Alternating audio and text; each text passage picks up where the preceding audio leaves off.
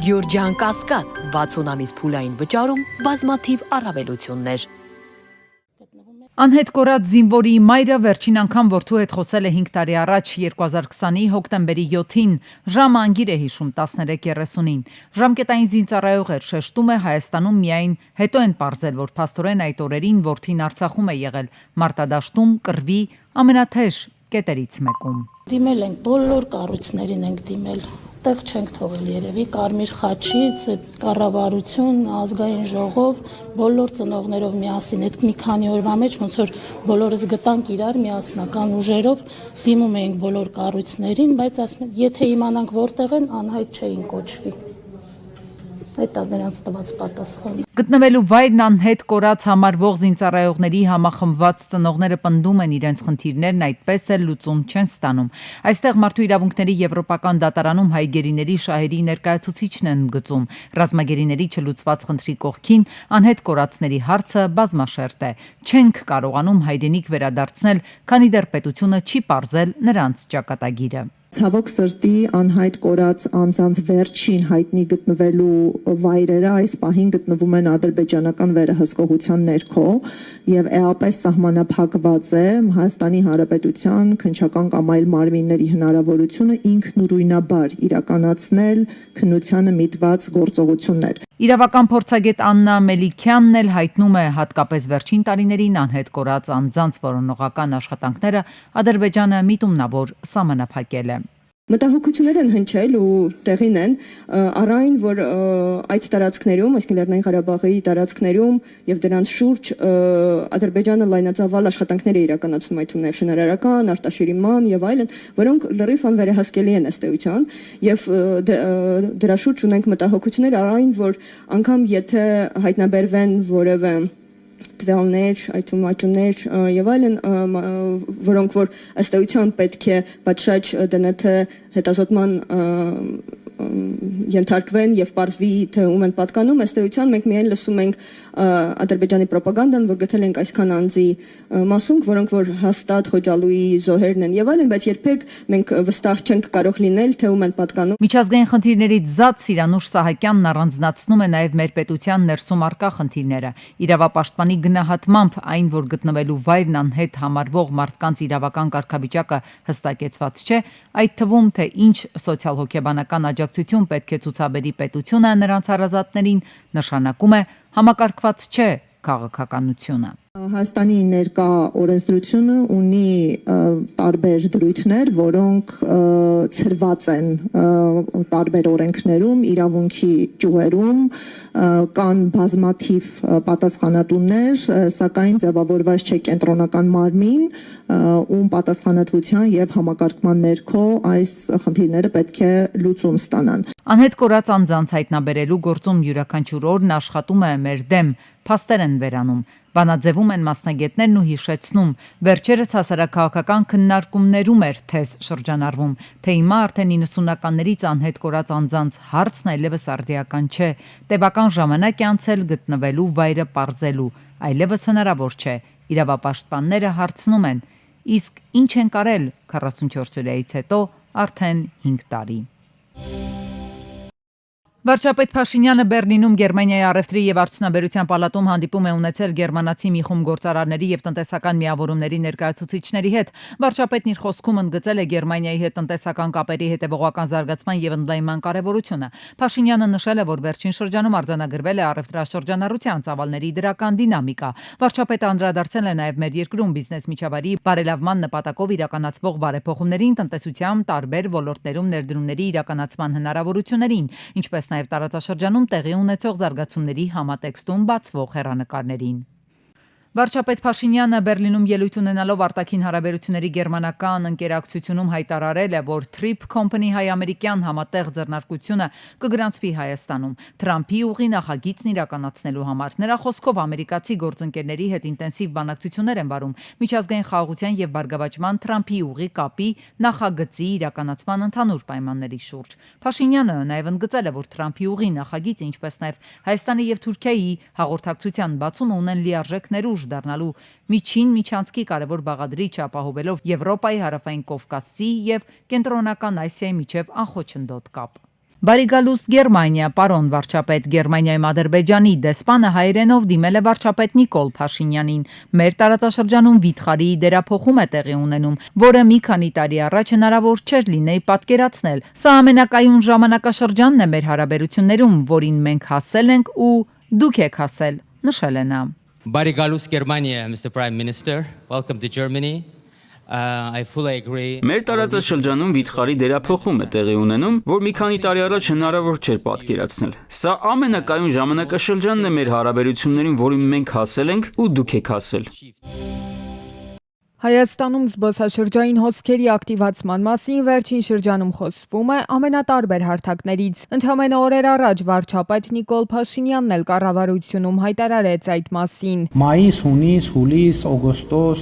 եթե չեմ սխալվում, նաև մյուս ամիսներին մենք զբոսաշրջային հոսքերի ռեկորդ ենք ունեցել, իհարկե ամիսների գուցե որևէ ամսվա հարցում սխալվեմ, բայց ընդհանուր առմամբ պատկերը դա է եղել։ Ավելի ուշ պաշտոնական վիճակագրությամբ հանդես եկավ նաև զբոսաշրջության կոմիտեն։ 2025 թվականի նոյեմբերին Հայաստան այցելել է 176,571 զբոսաշրջիկ։ Նախորդող տարի նույն ժամանակահատվածում զբոսաշրջային այցելությունների թիվը կազմել է 152,976։ Այս տարվա հունվար-նոյեմբերին դեպի Հայաստան առավել շատ զբոսաշրջային այցելություններ գրանցվել են Ռուսաստանից, Վրաստանից եւ Իրանից։ Փաշինյանը խաղաղության օրակարգն էր համարում զբոսաշրջային հոսքերի հիմնական խթան։ Զբոսաշրջության կոմիտեի նախագահն էլ հստակ քայլեր է առանձնացնում, որոնք նպաստել են նման ակտիվությանը։ Օրինակ, ըստ Լուսինե Գևորգյանի, Ռուսաստանի Դաշնության քաղաքացիների համար արշավ են սկսել թվային հարթակներում։ Վրաստանի հետ կապված ունենք նույնպես ակտիվացում, ոչ միայն ազգությամբ հայ եւ Վրաստանի անձնագրով քաղաքացիներն են սկսել գալ Հայաստան, մենք աճ ենք նկատում, հենց վրացական կողմի հետաքրքրությունն է ավելացել Հայաստանի նկատմամբ, ինչի մասով մենք ակտիվ աշխատում ենք նաև իմ գործընկերների հետ հենց Վրաստանում։ Հաջորդը իհարկե իրանցի զբոսաշրջիկներն են, մենք նաև հատուկ ուշադրություն ենք դարձնում այն օրերին, երբ իրենց մոտ արձակուրդներ են եւ իրենց մոտ տոներ են, այդ օրերին հյուրանոցների հետ, ռեստորանների հետ փորձում ենք հատուկ առաջարկներ անել իրանցիներին։ Չնայած նրան, որ Հայաստանից Չինաստան կա մեկ ուղիղ թռիչք դեպի ինդուստրիալ քաղաք Ուրումչի, այնուամենայնիվ անգամ այս մեկ թռիչքի պայմաններում բավականին թվով այցելուներ են ունեցել Չինաստանից 38% աճով։ Արաբական երկրներից այցելությունները նույնպես որոշակի աճ են գրանցել։ Վիզաների ազատականացումը թողել է իր դրական ազդեցությունը։ Ծոցի երկրներից ակնկալում ենք նոր զբոսաշրջիկների հոսք։ Գիտենք, որ ծոցից եկող զբոսաշրջիկները նախընտրում են այսպես կոչված լաքշրի տուրիզմը, նրանք մնում են լավ հյուրանոցներում, ծախսում են ավելի շատ գումարներ, տարբեր զբոսաշրջային փորձառնություններից են օգտվում եւ իրենց համար, իրենց նախասիրություններին հարիր թերևս մյուս տարի նոր զբոսաշրջային արդյունքներ է հարկավոր ձևավորել, որպեսզի հետաքրքրենք ծոցի երկրներից դեպի Հայաստան եկող զբոսաշրջիկներին։ Զբոսաշրջության կոմիտեի նախագահը վստահություն է հայտնում, որ Հայաստանի ներուժը թույլ կտա հաջորդ տարի առավել մեծ թվով զբոսաշրջային այցելություններ գրանցել Հայաստան, կրկնելով այս տարվա դրական ցուցանիշը։ 2019 թվականին Հայաստանում տրամադրվել է բնակության 7800 թույլտվություն, 2022 թվականին 16600, իսկ 2024-ին 12491 թույլտվություն։ Դիմումների ամենամեծ թիվը ստացվել է Ռուսաստանից, որին հաջորդում է Հնդկաստանը։ Ռուսաստանից բնակության թույլտվության համար դիմողների գերակշիռ հատվածը տեղեկատվական տեխնոլոգիաների ոլորտի մասնագետներն են։ Հնդկաստանից դիմողները հիմնականում Հայաստանում սևագործ աշխատանքով են զբաղվում։ Մեծ հաշվով սա բաց չէ, եթե պրոցեսը վերահսկվում է, իսկ պրոցեսը մեղմ ասած չի վերահսկվում։ Ներքին գործերի նախարարությունը խորհրդարանին է ներկայացրել օրինագիծ, որով տարեկան քվոտաներ են սահմանվելու միգրանտ աշխատողների թվի համար։ Չեմ կարողանում հասկանալ այս քվոտավորման իմաստը ինձ համար։ Միգուցե կառավարությունը, որ ներդնի սկսի աշխատեցնել, մենք էլ հասկանանք։ Այսինքն կառավարությունն օրինակ հաջորդ տարվա համար կարողանալու է ֆիքսել, որ երկիրը հնարավորություն ունի ընդունել, ասենք 10,000 աշխատանքային միգրանտ, եւ ըստ այդմ հենց այդքան անձի է տրվելու բնակության թույլտվություն։ Այստեղ կա մեկ այլ խնդիր, իսկ ինչպես է որոշվելու, որ այս աշխատանքային միգրանտը երկրին անհրաժեշտ է, իսկ նրանից հետո դիմողը ոչ։ Գուցե իրենք ունեն հաշվարկներ ինչպես են քվոտավորելու, որտեղ Եմեն ունի այդ համակարգը եւ բավական լավ հաշվարկում են իրենք։ Ես չգիտեմ, միգուցե իրենք արդեն համակարգ ունեն, որտեղ ես դրանից տեղյակ չեմ, բայց այն տեղեկությունը, որը ես ունեմ, ես կարծում եմ, որ այդ քվոտավորումը այս պահին դեռ շուտ է դրան անցնելը։ Ներկա օրենսդրության համաձայն գործատուն կարող է օտարերկրյա քաղաքացուն աշխատանքի ընդունել միայն այն բանից հետո, երբ հիմնավորի, որ տեղացի բնակիչների շրջանում մասնագետ չի գտել, այսինքն ըստ գործող կարգի բիզնեսմենը դիմում է տարածքային զբաղվածության կենտրոն, եւ եթե այնտեղ չկա անհրաժեշտ աշխատանք, փնտրողի մասին տվյալներ կամ հնարավոր աշխատանքի թեկնածուն չի բավարարում գործատուին, այդ դեպքում վերջինը կարող է աշխատանքի ընդունել միգրանտի։ Սակայն գործնականում գրեթե երբեք այդպես չի արվում։ Օրինակ, անցյալ տարի գործատուներն այդ կերպ վարվել էին ավելի քան 10,000 դիմողներից ընդամենը 10-ի դեպքում։ Մյուս կողմից բիզնեսին եւս մեղադրել թերևս չի կարելի։ Օրինակ շինարարությունում, եթե բանվորը 4-5 տարի առաջ 10,000 դրամով օրեկան այդ սիրով կաշխատեր, հիմա 15-20-25,000 է հասնում։ Այս խնդիրը սուր է նաև գյուղատնտեսության ոլորտում։ Դաշտերում աշխատող մարդկանց օրական վարձատրությունից է կախված գյուղմթերքի ինքնարժեքը, հետևաբար մրցունակությունը դրսի շուկաներում։ Արդյունքում ստացվում է, որ շատ ֆերմերների համար միակ լուծումն աշխատանքային միգրանտների օգնությանը դիմելն է։ Այսօր հայկական աշխատողը շատ բաներ չի նախընտրում անել, չի ցանկանում անել, քվոտավորել միգրանտների քանակները, առանց բիզնեսի հետ դա լուրջ քննարկելու, ինքը ոչ թե օգուտ կտա, այլ խոչընդոտ կստեղծի տնտեսության զարգացման, որովհետև խոչընդոտելով, որ միգրանտներ չգան կամ քիչ կան, դա չի նշանակում, որ տեղական գործազուրկները կսկսեն աշխատել։ Այսինքն այստեղ ունենք երկու խնդիր, որոնք պետք է լուծվեն, բայց ոչ միմյանց հաշվին։ Մի կողմից չվերահսկվող աշխատանքային միգրացիան սոցիալական եւ անվտանգային ահռելի ռիսկեր ունի, մյուս կողմից տեղական ձեռնարկություններում աշխատատեղերի խնդիրը չի լուծվում, տեղում անհրաժեշտ աշխատուժի բացակայության հետևանքով։ Դեղորայքի, որակի եւ անվտանգության հետ կապված խնդիրները մնացել են լուսանցքից դուրս։ Գրանցման, թույլտվության եւ այլ խնդիրների հետ կապված հաճախ տեղերը եւ բժշկական պարագաները ամիսներով կարող են մնալ մաքսային պահոցներում, որոնք չունեն լիցենզիա, այսինքն հասկանալի չէ, թե ինչ պայմաններում են պահվում այդ տեղերն ու պարագաները։ Հայաստան դեղորայքը մտնում է սահմանային կետով, այնուհետև տանում են մաքսային պահեստներ, որոնք Հայաստանում 8-ից 9-ն են։ Դրանցից ամենակիրառականը 3-ից 4 պահեստներ են, բայց որևէ մեկը լիցենզիա չունի, ասում է անկախ տեղատների ասոցիացիայի նախագահն ու հավելում. Առողջապահության նախարարությունը հարցման արդյունքում պարզել է, որոշ ժամանակ առաջ միայն մեկ պահեստի են տվել դեղերի մեծածախիրացման լիցենզիա, այն էլ այդ լիցենզիան էլ դադարեցվել է։ Նրա խոսքով խնդիրն այն է, որ դեղերը Զվարթնոց օդանավակայանում կարգոյում է մնում, մինչև որ վերջինս շրջանառվելու թույլտվություն ունենա, իսկ մինչև այդ դրանք մնում են պահեստում, որտեղ փաստացի չկա դեղերի պահպանման ռեժիմ։ Երբ դեղորայքը գալիս է Հայաստան, առողջապահության նախարարության դեղերի փորձագիտական կենտրոնը օրենքով պետք է նմուշներ վերցնի։ Այնուհետև հավաստի դեղի գրանցումը Հայաստանում, որն այս դեպքում մի քանի օրվա փոխարեն տևում է գրեթե 1 ամիս։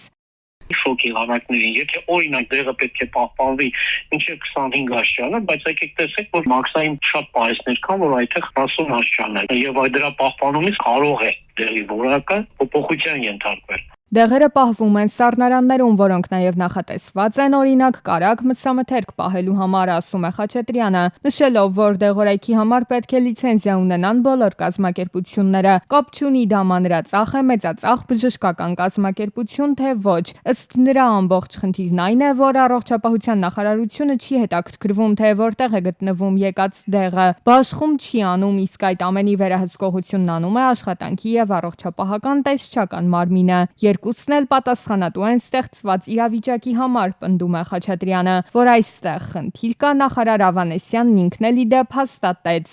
Իհարկե մենք ունենք նաև խնդիր վերահսկողության մասով, ավելի սկսած մեր մաքսային անցման կետերից, որպեսզի մարդիկ այդ փոքր քանակները չչարաշահելով ավելի մեծ քանակներ չբերեն երկիր։ Ընդհանուր առմամբ իհարկե գիտենք, որ այս ոլորտում ունենք խնդիր կապված դեղերի ծավալի մեծացման հետ։ Հայաստանը փոքր շուկա է այս առումով եւ նաեւ վերջին տարիներին դեղագործական մեծ համաշխարհային ընկերությունների պահանջարկի կտրուկ աճն է հանգեցրել սրան, որ ավելի ու ավելի է process-ը դժվարանում, բայց այս ամենը նաեւ հաշվի առնելով է, որ օրենքով սահմանված կարգով մենք հնարավորություն ենք տալիս որոշակի չափականակով չգրանցված դեղեր բերել։ Փորձագետն օրինակ է բերում. ինսուլինի դեղը, որը պետք է պահվի հատուկ պայմաններում, կարող է ձեռք բերել կողմնակի շատ էֆեկտներ։ Քաղցկեղի դեղը, եթե խոնավությունը պահպանված չէ, կարող է լուրջ սպառնալիք դառնալ մարդու առողջության համար։ Օրինակ, սովորական դեղատներում էլ պահանջ կա, որ պետք է խոնավաչափ լինի։ Անգամ սովորական հաբերն ունեն հատուկ պահպանման ռեժիմ, ուր մնաց պատվաստանյութերը, ինսուլինները, պրեպարատները, որոնք եթե հատուկ ռեժիմով չպահպանվեն, ըստ մասնագետի, աչքի հետ հոնքն էլ կհանեն։